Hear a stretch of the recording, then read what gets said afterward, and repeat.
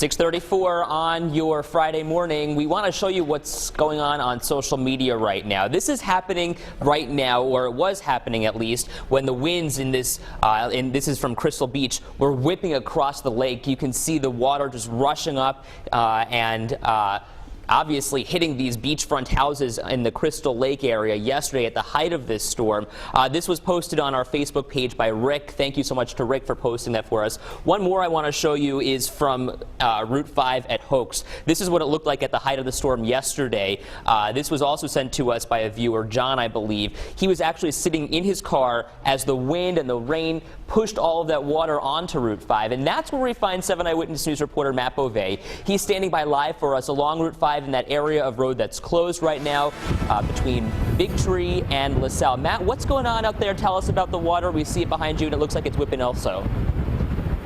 And it's nicknamed the car wash, and this is exactly why. We're going to show you. It just doesn't do it justice without showing you the picture. It's a little lighter now. Look at those waves coming off of the lake, hitting the break wall. Every time there's a big gust of wind, which has been since we've been here, it seems like about at 5:15 this morning, a wind catches it and throws it onto the road right in front of St. Francis High School. Now, drivers aren't going to see police cars anymore this morning blocking the roadways. They're actually going to say New York State DOT cars blocking the road where you said, from LaSalle to Big Tree. The road has been closed now for about an hour and a half. They actually reopened the road overnight. It was closed yesterday because the winds had died down, but police tell us, we got off the phone with them just about an hour ago, that they will keep this road closed until these winds die down. And we have to say that this is a spot we come to pretty often when there's bad weather conditions, because this happens a lot.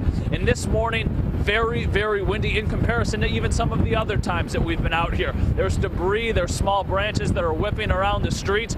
We tried to walk just about 15 feet away from our car, and it was hard to even walk into the wind. It's blowing that hard. So if you're coming out this way this morning, if you're driving over the Skyway this morning, both hands on the wheel, it's extremely windy. We're going to send it back inside to you. Okay, Matt Beauvais standing by live for us along Route 5 right near Hoax. We'll check back in with you in just a little while. Matt, thank you very much. It's 6:37. I'm just getting a Facebook post from Kathy. She lives on Jones Street in Buffalo. It says that her power went out and then came back on. I'm taking a look at some power outages right now. This is from National Grid. You can see only about 48 outages around Erie County right now, obviously significantly down from the height of this storm yesterday. The majority of those seem to be in the city of Buffalo, about 43 customers without power for National Grid.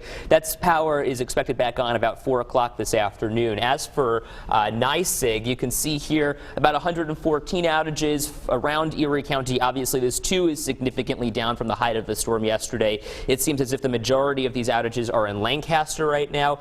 No word on when that'll actually be done. Actually, I just took a good look, and it looks like the outages have gone down. If you take a look at Erie again, yep, Lancaster is still suffering the brunt of this storm.